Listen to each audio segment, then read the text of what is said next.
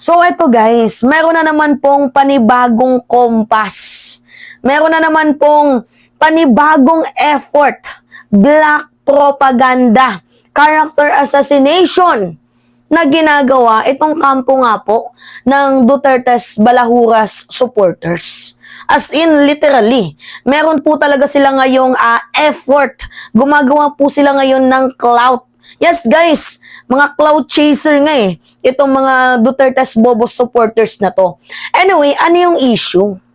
Kasi 'di ba kilala nyo naman itong si retired general na frustrated na si Macanas. 'Di ba kilala nyo naman itong si Macanas, yung walang credibility na retired general na gumagawa ng sandamakmak na fake news.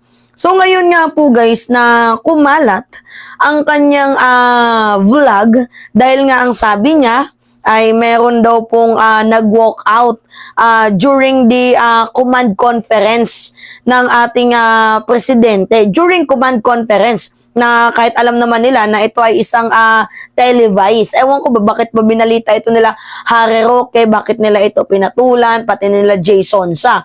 Anyway, meron po silang panibagong clout ngayon. So ano yung clout, Mima? Na itong si General Macanas daw ay gusto na daw pong ipagurgur. Yes, gusto na daw pong ng ating presidente. Uy, nanggaling yan mismo sa bibig ng isang maharluka.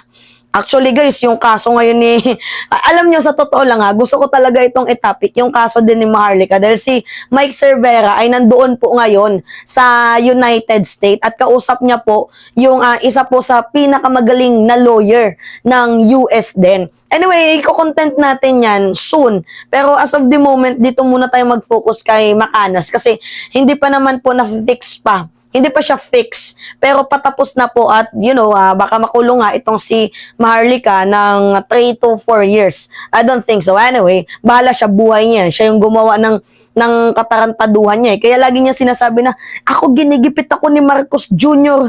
Hindi si Marcos Jr. yung naggipit sa'yo. Walang gumigipit sa'yo. Ikaw kasi bungangera ka, fake news peddler ka. Yan yung napapala mo sa kakabalita mo ng fake news na wala ka namang sapat na ebidensya. Anyway, eto guys, yung clout nila ngayon? Yung compass nila ngayon is itong si Macanas daw po ay ipapagurgur daw po ng ating presidente. Like, paano ipapagurgur ni PBBM itong si Macanas? Di ba, paano ipapagurgur ni PBBM itong si Macanas wala ka namang ebidensya? Ha? Wala ka namang sapat na ebidensya. Tingnan nyo, ang lakas gumawa talaga ng fake news ni Maharlika.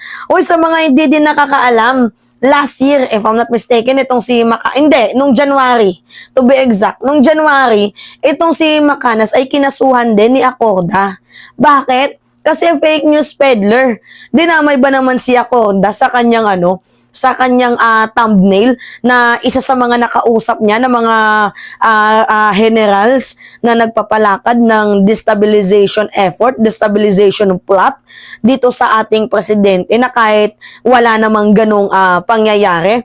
So, hindi po ginipit doon si Macanas dahil unang-unang kasalanan niya yon. Siya po yung gumagawa ng fake news, deserve niya yon. 'Di ba? Hindi po yung tamang gawain ng isang retired na general. Oo guys, hindi po yun gawain ng isang retired or active na generals na magpakalat ng fake news. Wala namang problema kung mag-vlog ka about sa politics. Walang problema, attorney ka man, teacher, walang problema dyan. Hindi naman pinagbabawal yan sa ating gobyerno as long as wala kang dinadamay na tao, wala kang nilalabag sa batas. Hindi ka gumagawa ng fake news. Wala naman po masama dyan. Kaso itong si Macanas, sandamakmak po yung ginawa niyang fake news. Halos nga kada araw yung kinabubuhay niyan ay panggawa ng fake news tapos gagatungan mo pa? Ha? Masyado na kayong desperado. Asikasuhin mo yung kaso mo, Maharlika.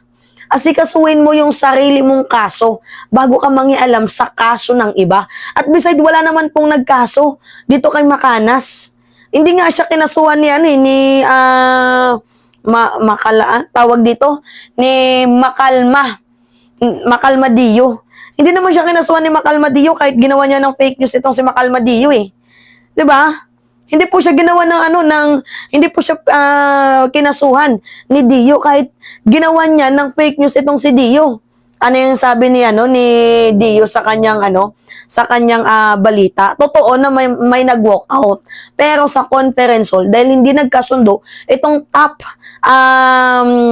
government official na to at yung mga generals. Yun yung totoo doon. Merong nag-walk out pero doon po yun sa conference hall, hindi sa command conference ng ating presidente na siyang nilagyan po ng mali siya ni Macanas. Alam niyo yun, mga minamahal? 'Di ba? Tipong mali na nga yung tao, pinagtatanggol mo pa. Kaibigan ka ni Macanas, 'di ba? I-correct mo yung taong may pagkakamali.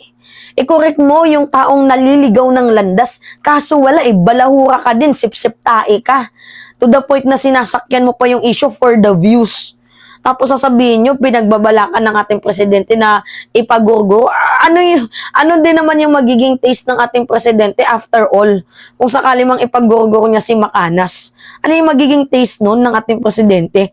Kung Maharlika, minsan ka na nga lang mag-isip, yung hindi pa talaga pinag-iisipan, may isip ka ba? Ha? Binigyan ka naman ng utak pero hindi mo ginagamit, basura ka. Kaya, you know what, guys? Aminado tayo na madaming nanonood sa kanya. Pero mostly, ang nanonood sa kanya, mga nakikimarites lang.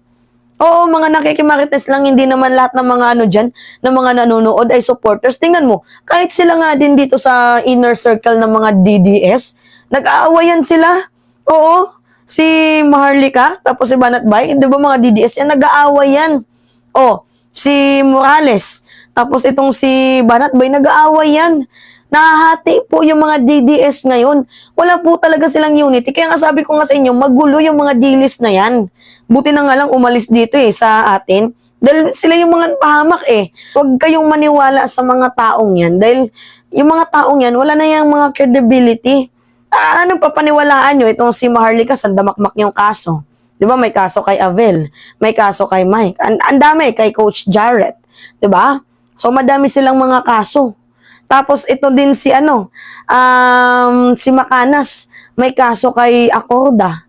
Diba? Dahil sa pagpapakalat niya ng fake news. Kaya nga sabi ko sa inyo, ano yung kredibilidad ng mga taong yan? Sirang-sira na sila sa taong bayan.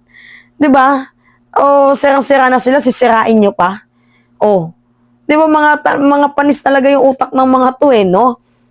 Kaya yun guys, yan po yung panibagong clout nila ngayon na itong si President Marcos ay balak daw pong ipagurgo itong si Macanas as if worth it na ipagurgo itong si Macanas as if naman worth it itong taong tong pag-aksayahan, paglaanan ng oras ng ating presidente.